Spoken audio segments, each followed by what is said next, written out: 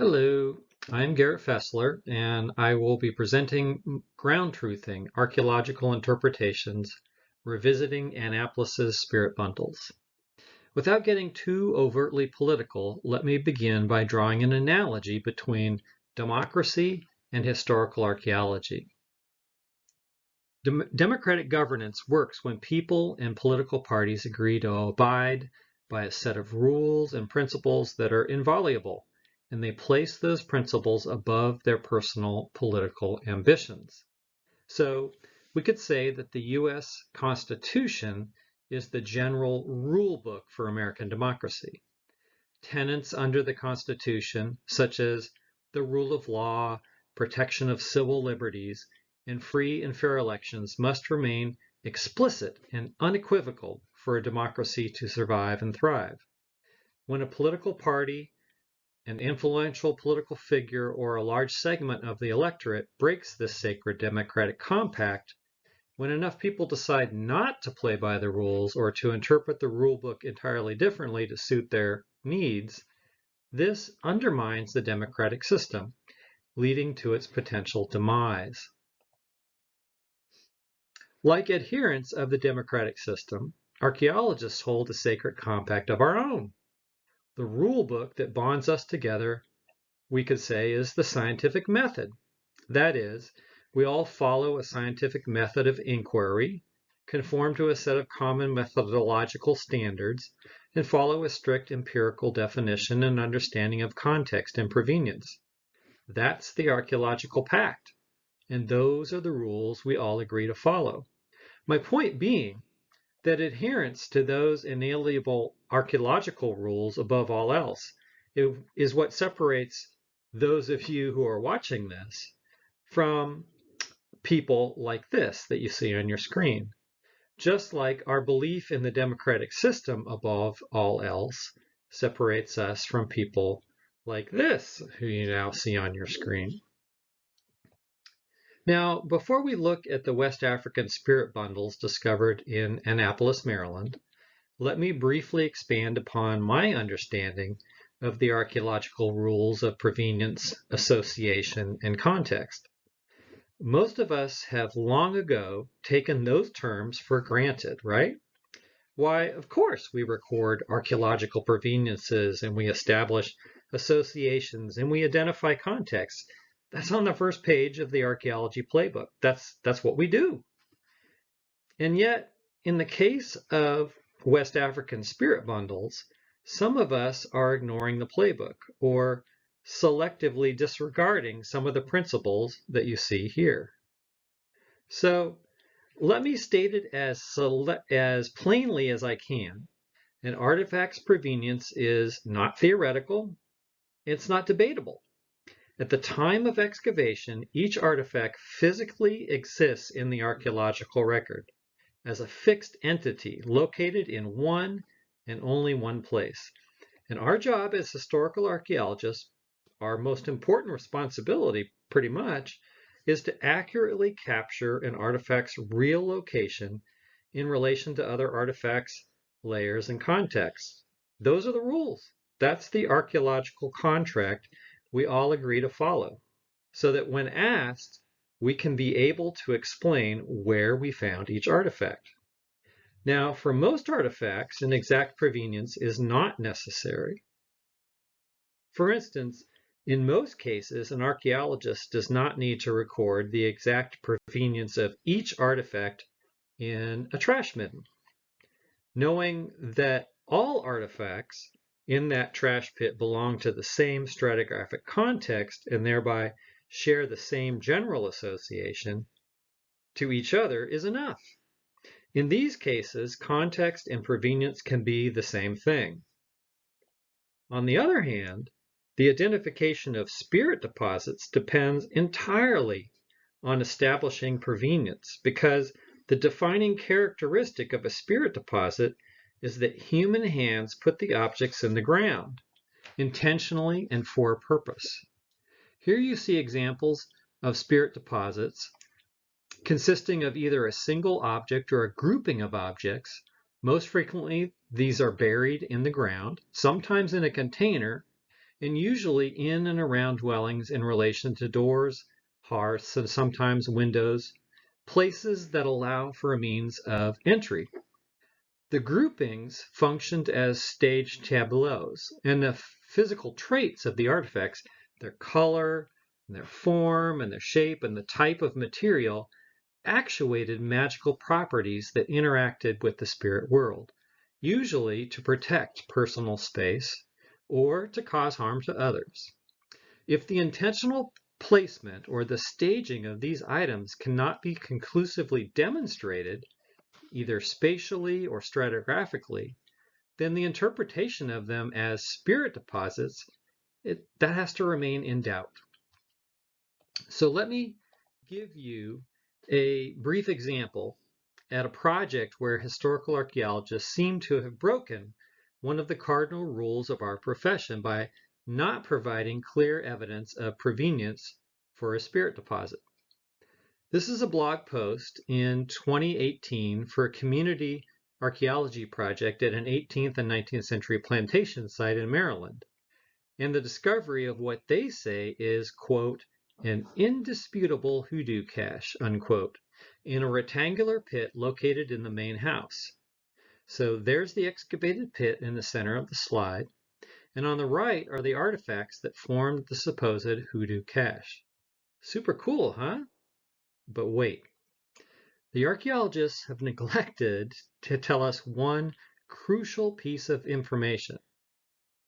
They haven't told us the provenience of the 15 artifacts in the cache, meaning their actual physical locations in that pit. We know their context, it's the pit feature, and they tell us the artifacts are associated, but we have to ask, were they found amassed together on a stable surface on the floor of the pit?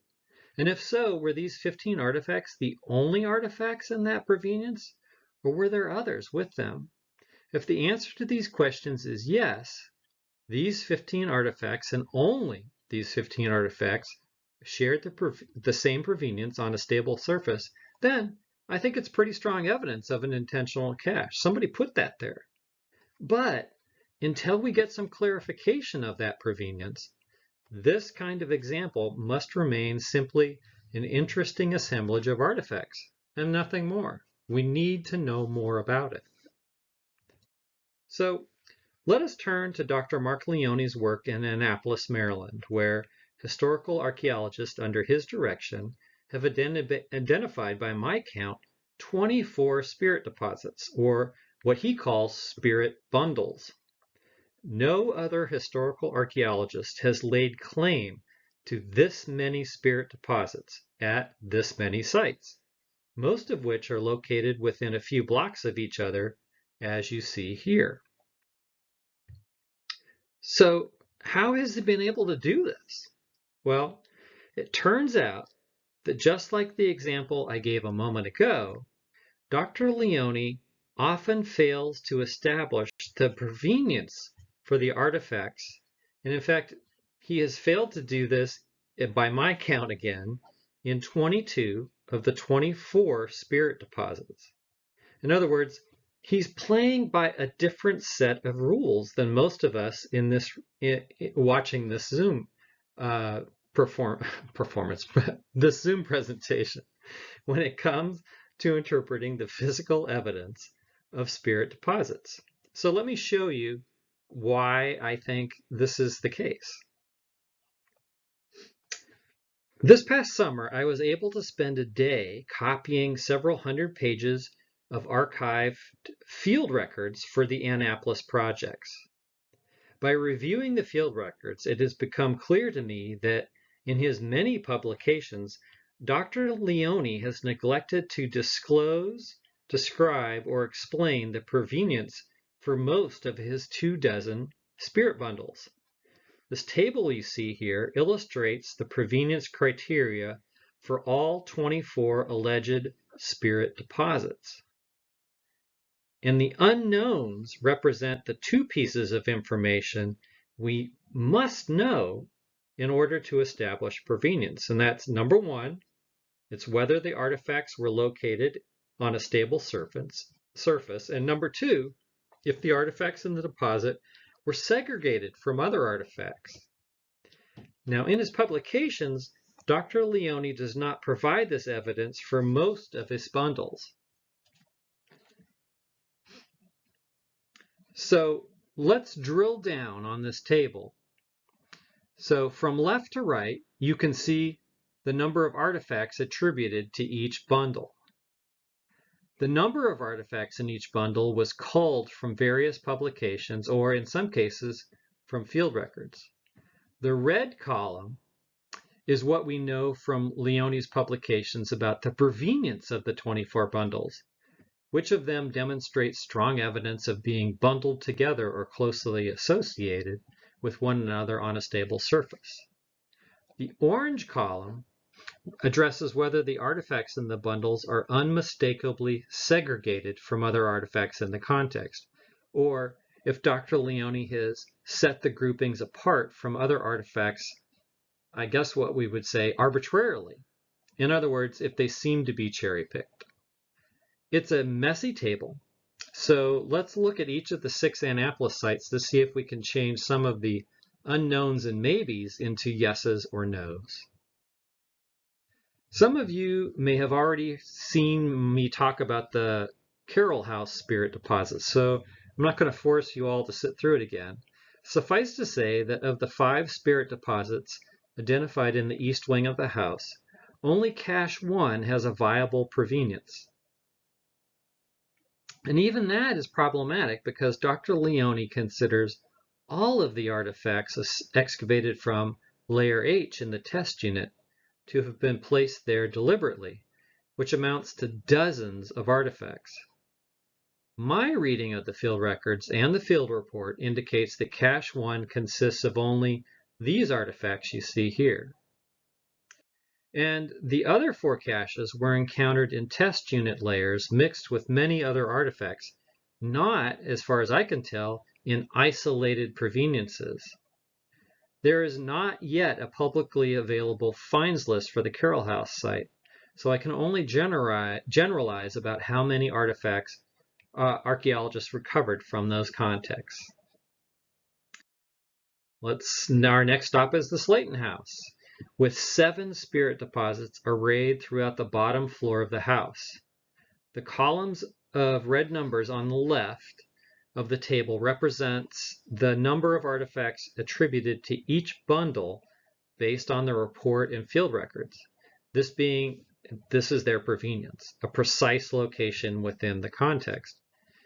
But we are not told what makes, for example, these 11 artifacts different from the other 451 artifacts in that context. And you can see that this is the case throughout all 7 of the purported bundles that are in the Slayton House. Next are the 7 spirit bundles at the Bryce House. 2 of them are not depicted on the map here and were identified next to the west wing and the south yard. Of the 5 spirit deposits in the east wing, the largest is cache 1 in the center of the room, on the south side of a doorway. All the deposits were in layers under a herringbone brick floor, and Dr. Leone claims that someone placed hundreds of individual objects under bricks throughout the rooms and around the central door, this going on for several decades. Yet we are never told how he distinguished in situ cached artifacts from random debris. As an example, cache 3 consisted of a single pierced coin dating to 1852, recovered from a shallow test unit layer, along with 66 other artifacts strewn throughout the layer. No explanation or evidence noted in the field records to explain why the coin was different from the other 66 artifacts in the layer. Yes, of course, people of African descent did wear pierced coins as talismans, so at one point the coin likely worked its magic, but I can find no evidence that this particular coin was placed into the ground for that purpose. Now, Dr. Leone interprets the spirit deposits in the West Wing as forming a Bakongo cosmogram, a physical representation of a West African worldview. However, I'm not so sure I see that configuration unless I squint super really hard. Next up, the Adam Kilty House, where archaeologists excavated 7 test units in the basement floor, specifically looking for spirit deposits. They identified 2 in shallow features, one of them next to a hearth and the other at the base of the stairs. You'll note that the artifacts in the provenience and the context are the same for cache 2. However, at the time it was excavated, there was no mention of a concentration of artifacts, and later in the report, the shallow feature was interpreted as a water stain. Then there is Redlands Tavern. This site was originally excavated in the 1980s, and the 2 spirit deposits were identified several decades later during a reanalysis of the site. Both deposits each contain a laundry list of hundreds of artifacts, little different from the vast amounts of debris in adjacent test units. And we are never told exactly how someone crammed 595 artifacts into a hole less than 1 foot in diameter to create cache 1. And as well, this hole was located in the middle of a hallway that was of what was likely a very busy tavern. Difficult to understand how that would occur.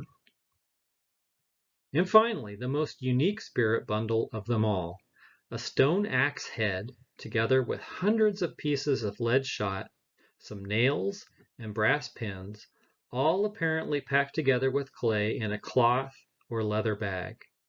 This one-of-a-kind find was recovered from a former drainage ditch that dated to the early 18th century.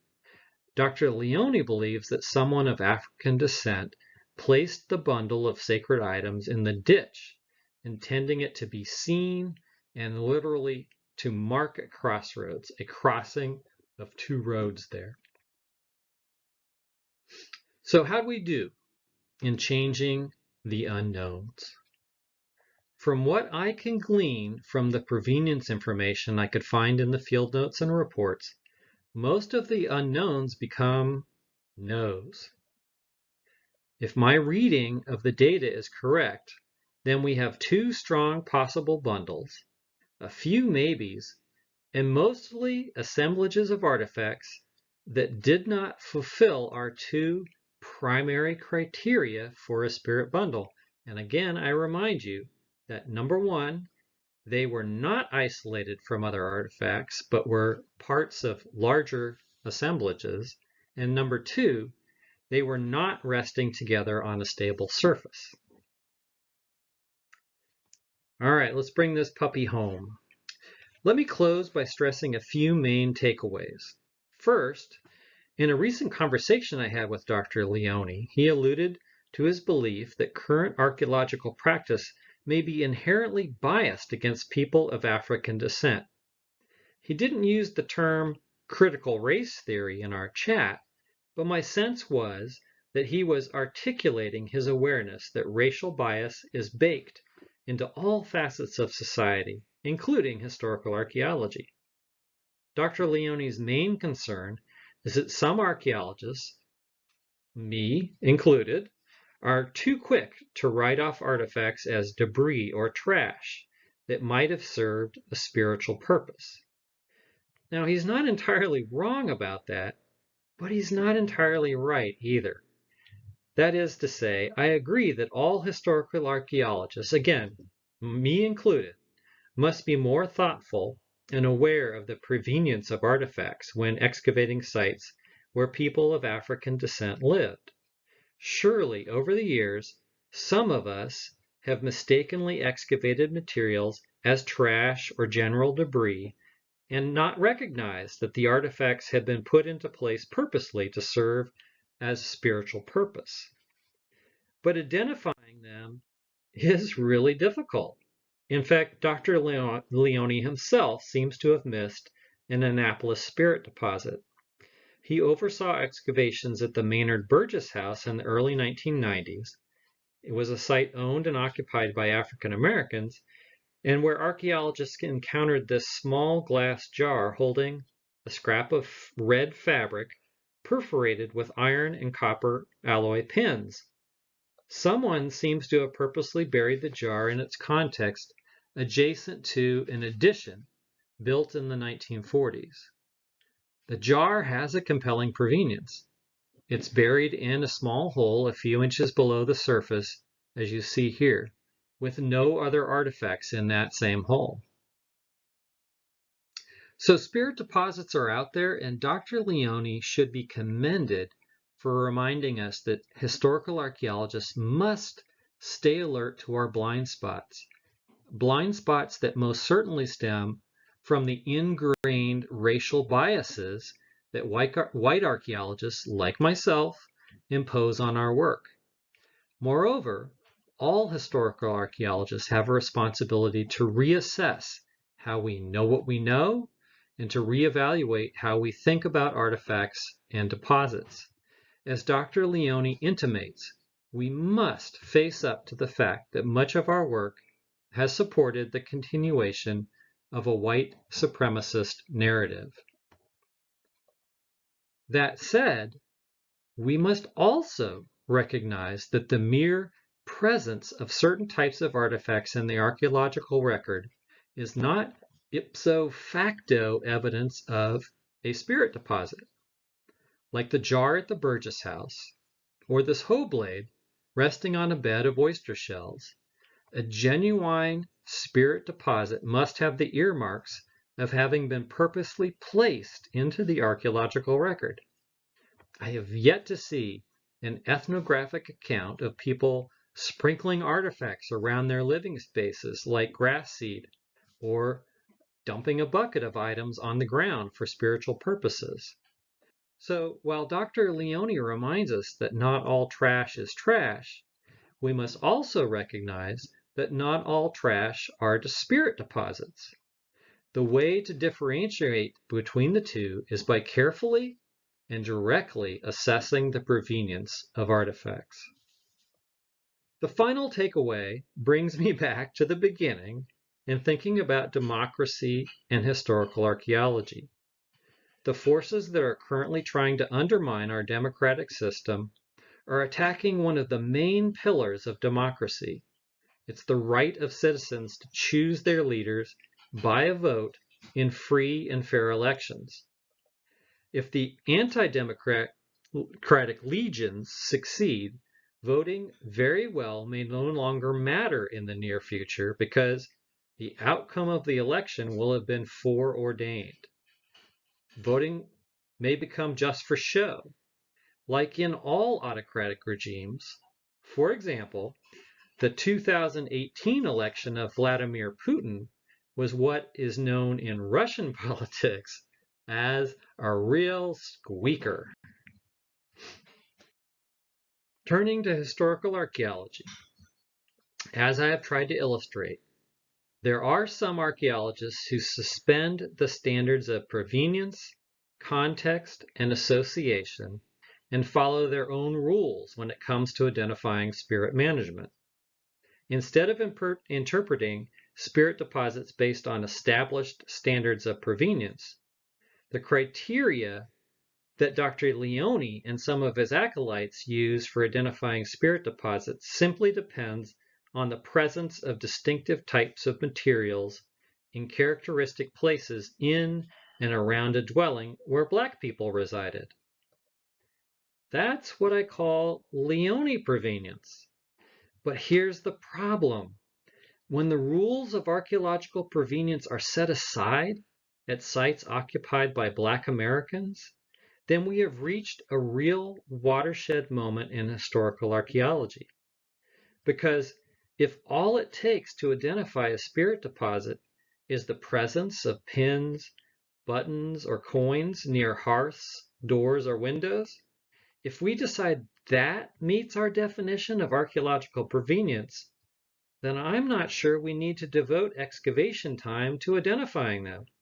I mean, why go through the motions of looking for spirit deposits in the ground when we already know that they are there? Why bother voting in Russia when they already know the winner? And with that, I have completed my presentation. Thank you for sticking with me, and I wish you the best in the future. Take care, everyone.